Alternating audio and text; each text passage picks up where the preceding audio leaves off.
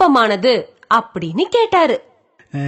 எனக்கு ஒட்டகம்தான் விருப்பமானது அப்படின்னு தொழுநோயாளி சொன்ன உடனேயே கருத்தரித்த ஒட்டகம் அவருக்கு கொடுக்கப்பட்டது.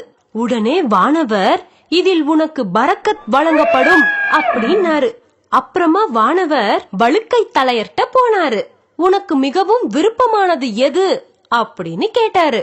எனக்கு அழகான முடி வேணும். இந்த வழுக்க என்னை விட்டு போய்விடணும். அதுதான் எனக்கு மிகவும் விருப்பமானது. ஏன்னா மக்கள் என்ன அருவருத்து ஒதுக்கிட்டாங்க அப்படின்னு அவர் சொன்ன உடனேயே வானவர் அவர் தலைய தடவி கொடுக்க அவருக்கு அழகான முடி வழங்கப்பட்டது. அப்போ வானவர் வழுக்கை தலையர்ட்ட, எந்த செல்வம் உனக்கு விருப்பமானது அப்படின்னு கேட்டாரு. எனக்கு மாடுதான் விருப்பமான செல்வம் அப்படின்னு சொன்னாரு. உடனே வானவர் அவருக்கு கர்ப்பமான மாடு ஒன்று கொடுத்து, இதில் உனக்கு வளர்ச்சி வழங்கப்படும் அப்படின்னாரு. அதுக்கப்புறம் வானவர் குருடர்ட்ட போனாரு. உனக்கு விருப்பமானது எது அப்படின்னு கேட்டாரு.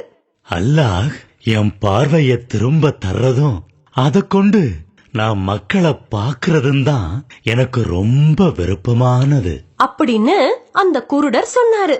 உடனே வானவர் அவரை தடவி விட அல்லாஹ் அவருக்கு பார்வைய திரும்ப தந்தான்.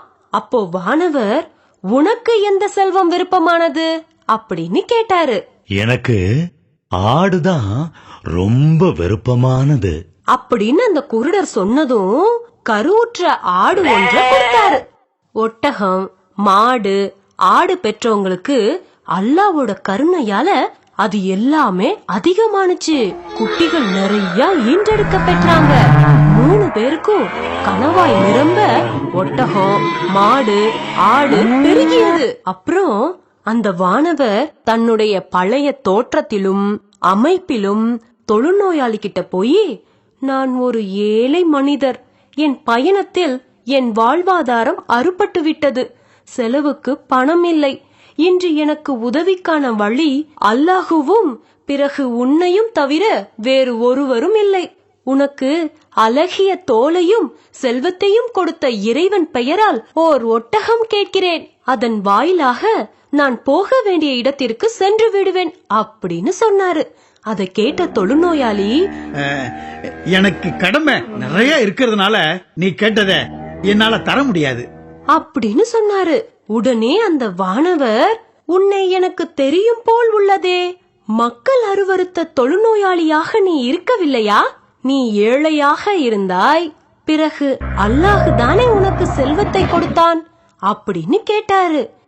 இல்லையே, நான் இந்த அழகான நிறத்தையும் தோலையும் திரண்ட இந்த செல்வத்தையும் வாழையடி வாழையா என்னோட முன்னோர்களிடமிருந்து வாரிசா பெற்றேன் அப்படின்னு அந்த தொழுநோயாளி சொன்னான்.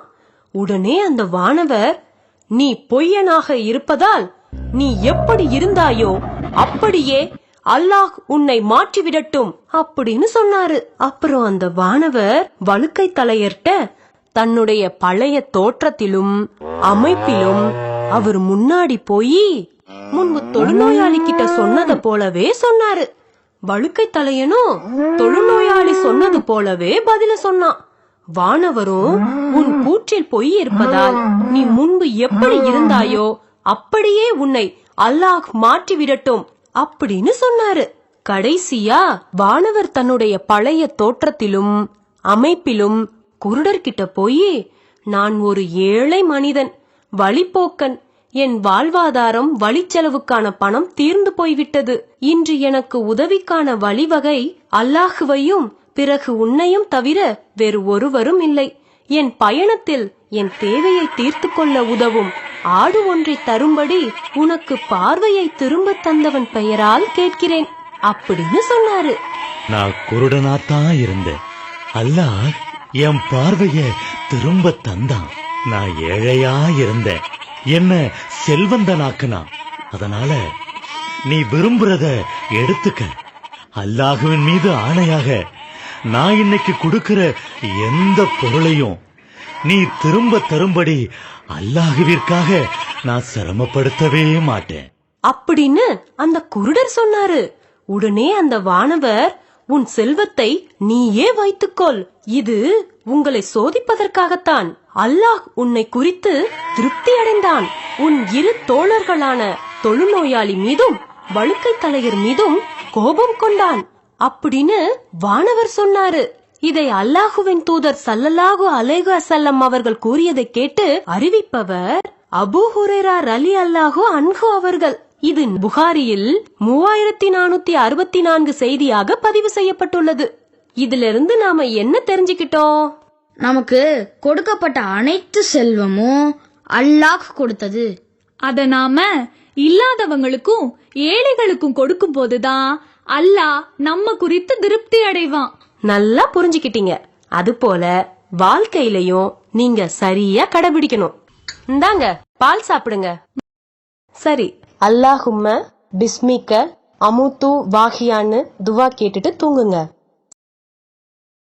நபி ஸல்லல்லாஹு அலைஹி வஸல்லம் அவர்கள் கூறினார்கள், அல்லாஹ் நினைவு கூறப்பட்டு போற்றப்படும் இல்லத்தின் நிலை உயிருள்ளவர்களின் நிலைக்கும், அல்லாஹ் நினைவு கூறப்பட்டு போற்றப்படாத இல்லத்தின் நிலை உயிரற்றவனின் நிலைக்கும் ஒத்திருக்கிறது. அறிவிப்பவர் அபு மூசா ரலியல்லாஹு அன்ஹு அவர்கள். நூல் முஸ்லிம் 1429.